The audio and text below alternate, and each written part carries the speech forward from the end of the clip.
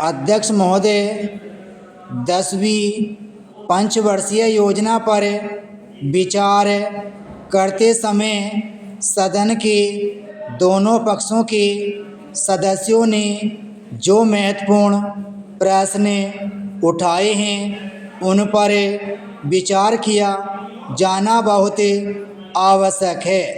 अध्यक्ष महोदय, 9वीं पंचवर्षीय योजना का अब अंतिम वर्ष चल रहा है और इस योजना के अंदर जो चीज़ें कही गई हैं, ऐसा लगता है कि उसके अंदर परिवर्तन करना कठिन है, बदला भी नहीं जा सकता। अध्यक्ष महोदय, कुछ चीज़ें की जा सकती हैं, उसके अंदर आज भी कुल कितना खर्च है यह तय नहीं किया गया, केवल कटौती ही निश्चित की गई है। शुरू में मैं यह कहना चाहता हूँ कि यहाँ पर कुछ सदस्यों ने जो यह प्रश्न उठाया था कि इस पंचवर्षीय योजना का आशय कुछ सरकारी पक्ष से भी बताया है, इसके अंदर कमियां हैं और बहुत सी कमियां हैं जिनके ऊपर मैं यहाँ कुछ दोषारोपण नहीं करना चाहता हूँ। मैं चाहता भी हूँ कि इस तरह से प्रश्न न उठाए जाएं तो ज़्यादा अच्छा है। यह योजना सरकार ने बनाई है, यह योजना मंत्रिमंडल ने पहले बनाई और अनुमोदन होने के बाद भी इसमें कुछ कमियां रह गई हैं, तो यह कमी रहने का दोष किसके ऊपर है? मैं समझता हूँ कि सदन के सभी सदस्य इसको जानते हैं।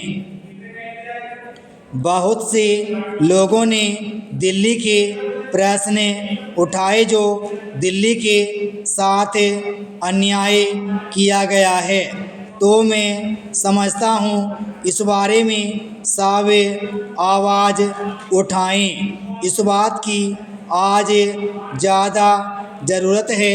मैं यह कहना चाहता हूँ भारत सरकार से या जिन्होंने ये सारी योजनाएं बनाई, उन्होंने वास्तव में यहाँ के साथ बड़ा बुरा किया, यहाँ के साथ अन्याय किया, क्योंकि उन्होंने इस पंचवर्षीय योजना को बनाते समय ध्यान नहीं दिया कि क्या योजना बना रहे हैं, गलत बना रहे हैं या सही बना रहे हैं, इनसे क्या लाभ हानि होगा, इन सब बातों पर उन्होंने विचार नहीं किया।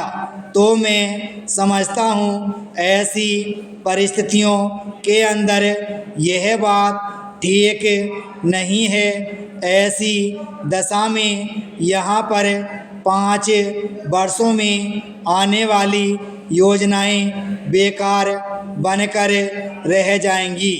जो कटौती निश्चित की गई है उसको समाप्त करना चाहिए ताकि दिल्ली को हम अंतर्राष्ट्रीय स्तर का एक आदर्श नगर बना सकें। यह बहुत ही आवश्यक है यदि हम इस स्थान की उन्नति चाहते हैं। इसलिए अब मैं अपना कथन इन शब्दों के साथ ही समाप्त करता हूँ।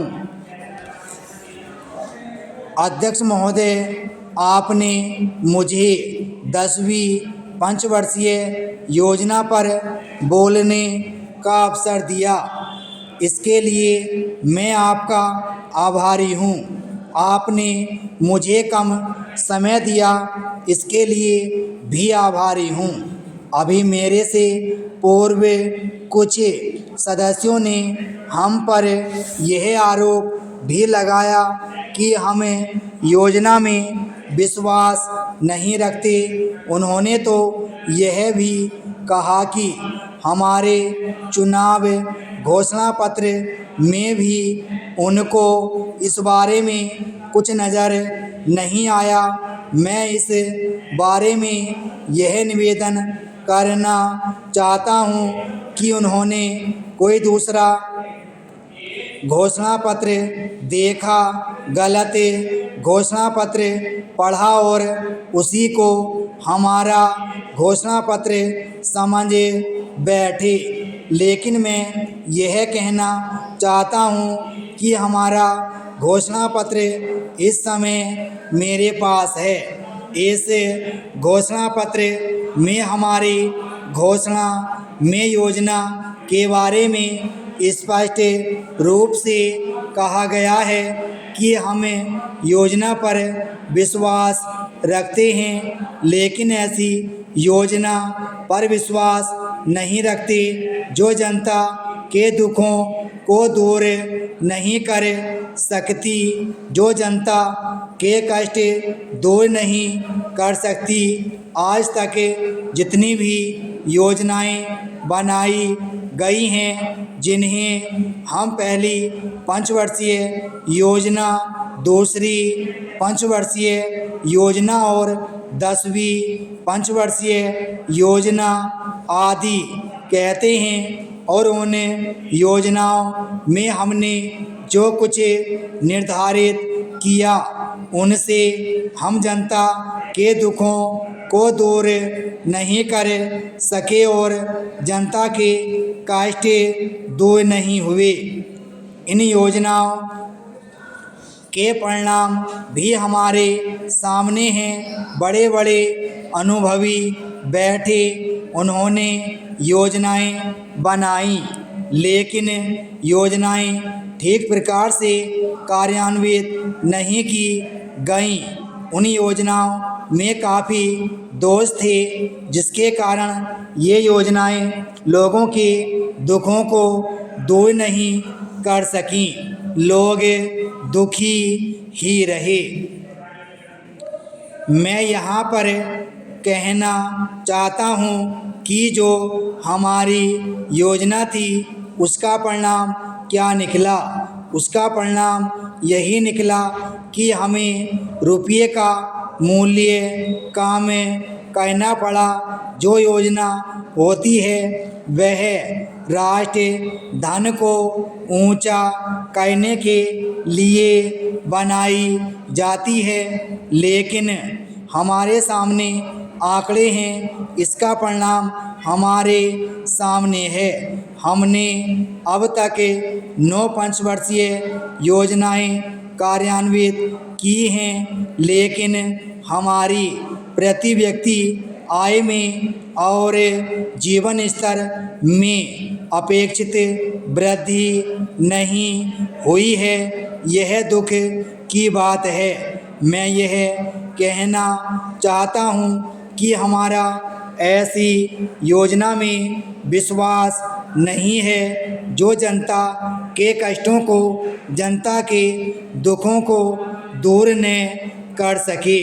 हम ऐसी योजनाओं पर विश्वास करते हैं जो उनकी आयु बढ़ा सकें, उनका आर्थिक विकास कर सकें, उन्हें उन्नत कर सकें। ब्राह्म स्टोर।